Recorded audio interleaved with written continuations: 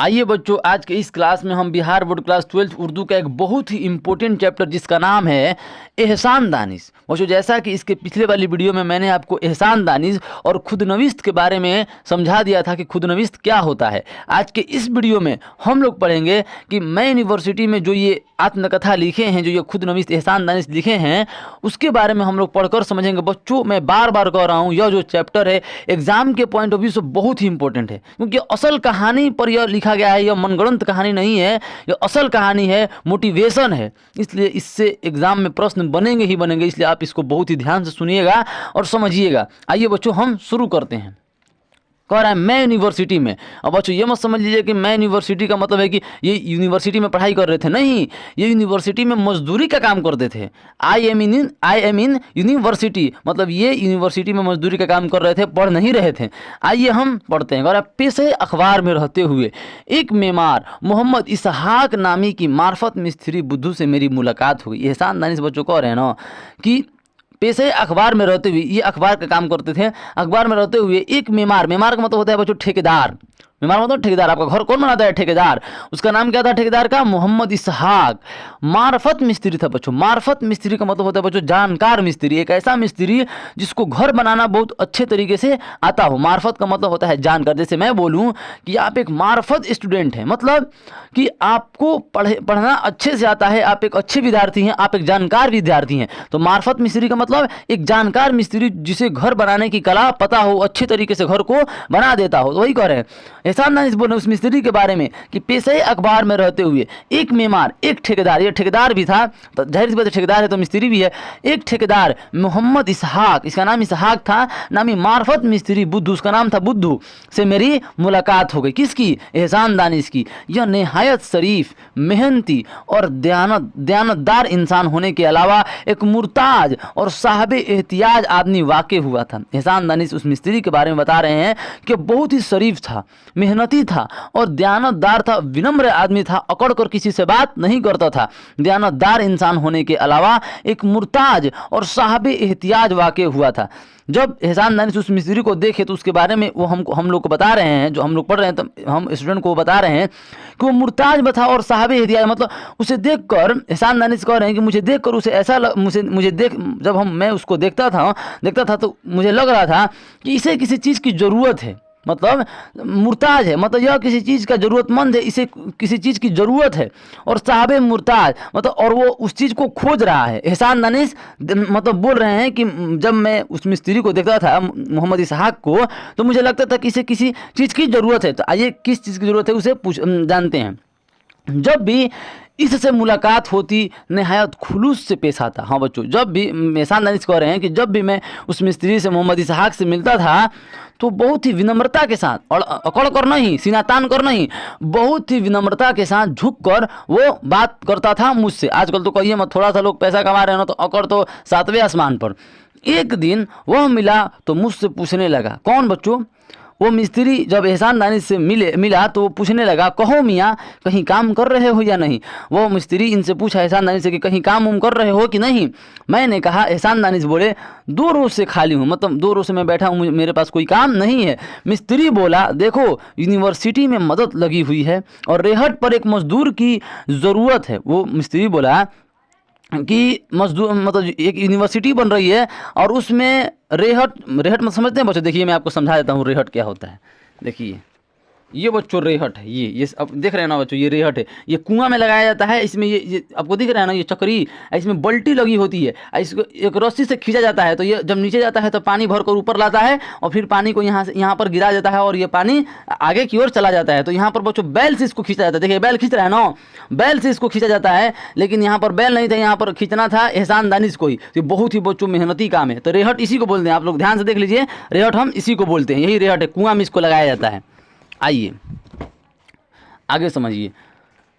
कह रहा है रेहट पर एक मजदूर की ज़रूरत है, मतलब पानी यूनिवर्सिटी में रहता है, जाहिर सी बात है बच्चों पानी चाहिए क्योंकि ईंटों को भिंगाना है। जब ईंटें भींगी रहती हैं तो बच्चों वो अच्छे से मतलब जुड़ पाती हैं, स्ट्रॉन्ग बॉन्ड बन पाता है। अब केमिस्ट्री में पढ़े होंगे ना बॉन्डिंग, तो स्ट्रॉन्ग बॉन्डिंग बन पाता है जब ईंटें भींगी होती हैं। आप देखिएगा जब घर कहीं बनेगा तो ईंटों को भिंगाया जाता है ताकि स्ट्रॉन्ग बॉन्डिंग हो, मतलब जुड़ अच्छे तरीके से ईंट जुड़ जाए, मतलब जो ईंट सूखा हुआ है उसको नहीं जोड़ा जाता है, ईंटों को भिंगाया जाता है। तो इसलिए पानी की बहुत ज़्यादा ज़रूरत थी, वही कह रहा है। पर एक मजदूर की ज़रूरत है, 12 आने रोज़ मिलेंगे, अगर जी चाहे तो सवेरे ही मेरे साथ चलना। वो मिस्त्री बोला इनसे कि रेहट पर मुझे एक मजदूर चाहिए और 12 आना रोज का मिलेगा, 12 आना उस टाइम का पैसा का बात कर रहा है। अगर जी चाहे, ये बोलते हैं जी चाहे तो आना, नहीं तो मत आना, कोई बात नहीं है। मैंने हामी भर ली और कहा इनको तो काम चाहिए था, इनको तो ये तो बहुत गरीब थे, इनको तो कहा नहीं, ये बोले कि नहीं मैं यहीं पर रहूँगा। मैंने हामी भर ली, मैंने कहा कि नहीं मैं ये काम करूँगा, मैं कल सुबह यहीं आपका इंतज़ार करूंगा। वो बोले कि एहसान दानिश उस मिस्त्री से कि मैं यहीं पर आपका इंतज़ार करूंगा। मिस्त्री इमली वाले तकिए में रहते थे। इमली वाले तकिए बच्चों ये लोकेशन है, मिस्त्री जहाँ पर रहता था उसका नाम है। जहाँ पर इंसान रहता है उसका अलग अलग बच्चों नाम रहता है, गजब नाम रहता है, तो उसी तरह उसका नाम था। इमली वाले तकिए में रहते थे, जो यूनिवर्सिटी से ज़्यादा फासले पर नहीं। बच्चों यूनिवर्सिटी से ज़्यादा दूरी पर वो मिस्त्री नहीं रहता था। चलते हुए मिस्त्री बुद्धू ने कहा देखो अगर कहीं और जाना है तो अभी बता देना, बता दो ताकि मैं किसी दूसरे आदमी का इंतजाम कर लूँ। वो मिस्त्री बोला एहसान दानिश से कि अगर तुम्हें कोई और काम है तो मुझे अभी बता दो ताकि मैं दूसरे आदमी का इंतजाम कर लूँगा, मैं तुम्हारे भरोसे नहीं बैठूंगा। मैंने मुस्कुरा कर कहा, एहसान दानिश मुस्कुरा कर कहें नहीं मैं आपका इंतजार करूँगा और साथ चलूँगा। एहसान दानिश को काम की ज़रूरत थी, इसलिए बोले कि नहीं मैं आपके साथ चलूँगा, मैं यहीं पर आपका इंतजार करूँगा। लेकिन मैं सोच रहा था कि रेहट पर तो सिर्फ बैलों को हाँकने के लिए आदमी की ज़रूरत हो सकती है और यह काम निहायत आसान है, इसमें करना ही क्या पड़ता है। खाटी पर बैठे बैठे बैल, खाटी समझते हैं खटिया, खाटी पर बैठे बैठे बैलों ही को हाँकना होगा ना, इसमें तो मुताला मतलब पढ़ने का मौका भी आसानी से मिल जाएगा। ये सोच रहे थे कि वो रेहट वाला काम है, ये तो बहुत आसान है, बैल खींचते होंगे रेहट को और मैं बैलों को सिर्फ हकाऊंगा छड़ी से लेकर, तो इसमें तो ज़्यादा काम, इसमें ज़्यादा मेहनत नहीं है। मैं खाट पर बैठा रहूँगा, खाटी पर बैठे रहूँगा और बैलों को हकाते रहूँगा और मैं पढ़ाई भी करते रहूँगा। ये सोच रहे हैं, ये एहसान इस मन में सोच रहे हैं कि ज़्यादा मेहनत वाला काम नहीं है, लेकिन बैलों को नहीं इन्हीं को खींचना था। बताइए कितना मेहनत, बहुत ही मेहनत वाला काम है बच्चों, रेहट को खींचना बहुत ही भारी होता है रेहट। दूसरे दिन अलियुल सुबह मतलब अहले सुबह, दूसरे दिन अहले सुबह मतलब बहुत ही सुबह, बहुत सवेरे। दूसरे दिन अलियुल सुबह पढ़िएगा बच्चों इसको, अलियुल सुबह मैं मिस्त्री बुद्धू के हमरा, ये आता है बच्चों एग्जाम में, मिस्त्री का नाम क्या था बुद्धू, मिस्त्री बुद्धू के हमरा मतलब साथी बच्चों, हमरा वो मेरे हमरा ही, वो मेरे साथी, हमरा मतलब साथी। मिस्त्री बुद्धू के हमरा यूनिवर्सिटी पहुंच गया। कह रहे हैं कि मैं उस मिस्त्री के साथ मैं यूनिवर्सिटी पहुंच गया। मैंने देखा कि यूनिवर्सिटी हॉल के शुमाल, बच्चों शुमाल का मतलब होता है उत्तर। उर्दू में जिस तरह उत्तर, जैसे पूरब पश्चिम उत्तर दक्षिण होता है ना हिंदी में नाम, ईस्ट वेस्ट नॉर्थ साउथ, तो उसी तरह उर्दू में भी नाम है। मगरिब मतलब पश्चिम, मशरिक मतलब पूरब, जुनूब मतलब दक्षिण और शुमाल मतलब उत्तर। तो शुमाल मतलब उत्तर, वही कह रहा है। यूनिवर्सिटी हॉल के उत्तर में मस्जिद के सामने एक पीपल के दरख्त है और उसके नीचे एक कुएं पर एक गोरखा किस्म का पुश्ता कद रेहट लगा हुआ है। कह रहे हैं एहसान दानिश वहाँ पर गए तो देख रहे हैं कि मतलब यूनिवर्सिटी हॉल के उत्तर में मस्जिद के सामने पीपल के दरख्त के नीचे एक पीपल के दरख्त, इसलिए ताकि बच्चों वहाँ पर छाँव भी रहे, जब ये मतलब रेहट को खींचे चाहे बैल खींचे तो उनको छाँव मिले, धूप में ना खींच सके और आराम से वो रेहट को खींच सके। इसलिए ज़्यादातर कुएं जो होते थे ना बच्चों, वो पेड़ के नीचे ही खोदे जाते थे ताकि वहाँ पर छाँव हमेशा बना रहे और पानी भी ठंडा रहे। बीच खेत में नहीं खोद दीजिएगा कि पानी से एकदम गर्मी हो जाए वहाँ का पानी, वही कह रहा है।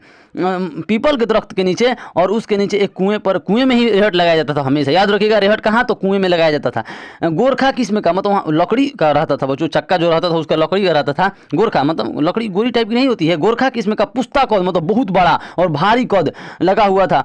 उसके मॉल, बच्चों मॉल बोलते हैं, मॉल मतलब ये समझिए शॉपिंग वाला नहीं, मॉल बोलते हैं, मॉल का शाब्दिक अर्थ होता है बच्चों बड़ा क्षेत्र, big size of area is called mall, मतलब बड़े क्षेत्रों को हम मॉल बोलते हैं। उस मॉल में जाते हैं कपड़ा तो छोटा सा थोड़ी ना रहता है, मॉल बड़ा सा रहता है, तो मॉल मतलब बड़ा एरिया। उसके मॉल में डोलचिया आवेजा हैं, मतलब जो रेहट होता है, अभी मैंने आपको दिखाया इमेज में कि उसमें डोलचिया बल्टी लगी होती है, आवेजा है, जिनमें करीबन एक बड़ा लोटा पानी आ जाएगा और हर बच्चों बल्टी में पानी आ जाता है और पानी बाहर की ओर गिर जाता है। लेकिन इसमें ना तो कोई बैल जोतने का जमा है ना लॉन्चर, मतलब वहाँ पर इनको कोई बैल वैल नहीं दिखा, इन्हीं को वो खींचना था।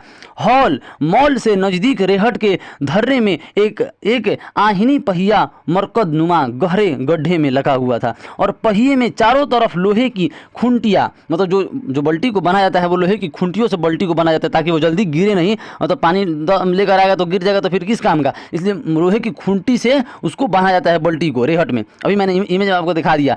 इस गड्ढे में पहिए को चक्कर देने के लिए उसे इतना वसी और गहरा कर दिया गया है कि कुर्सी की निशस्त की तरह एक आदमी पाँव लटका के बैठ सके, जैसे जुलाहों की कार का कर है कि वो जो मतलब जो कुआं था उसमें ऐसा मतलब बना दिया गया सिस्टम, उसमें आदमी बैठे और चक्की को हाथ से चला सके आराम से, ताकि वो पानी को निकाल सके। और बहुत ही बल लगता है बच्चों इसमें।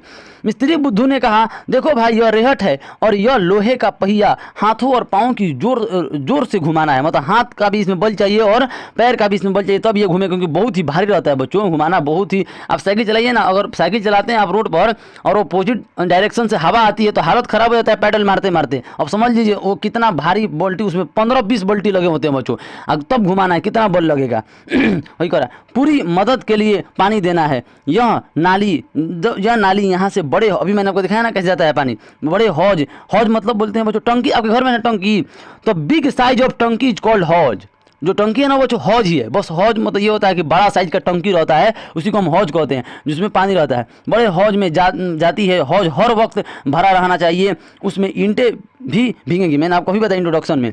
गारा चूना भी बनेगा और दीवारों पर भी छिड़का जाएगा बच्चों। पहले घर सीमेंट से नहीं बनता था, चूना गुड़ इसको मिक्स करके मतलब ईंटों को जोड़ा जाता था। वहाँ पर उतना पहले सीमेंट का खोज कहाँ हुआ था। अब देखिएगा पहले का जो पुल होता है वो क्या सीमेंट से बना था? नहीं, आज भी वो टिका हुआ है। आज जैसे शेरशाह का मकबरा है ना ससराम में, बच्चों देखिए वो क्या सीमेंट से बना हुआ है? नहीं, गारा चूना और गुड़ को मिक्स करके लेप लगा, मतलब उसको मिक्स करके उसका लेप बनाकर आज जोड़ा गया है पत्थरों को, आज भी बच्चों टिका हुआ है, बहुत ही मजबूत होता है। दीवारों पर भी छिड़का जाएगा। गरज यह कि मदद को जितने पानी की ज़रूरत होगी उसके तुम जिम्मेदार होगे। ये बोलता है मिस्त्री इनसे, एहसानदानी से, कि जितना भी पानी चाहिए हम लोग को, मतलब यूनिवर्सिटी बनाने में, उसके जिम्मेदार तुम हो। तुम पानी को अब हमको दोगे, सप्लाई करोगे, उसके जिम्मेदार तुम होगे। बच्चों आज की क्लास में हम इतना ही रहने देते हैं। आगे भी अगर आपको समझना हो तो मुझे कमेंट करके ज़रूर बताइएगा। धन्यवाद।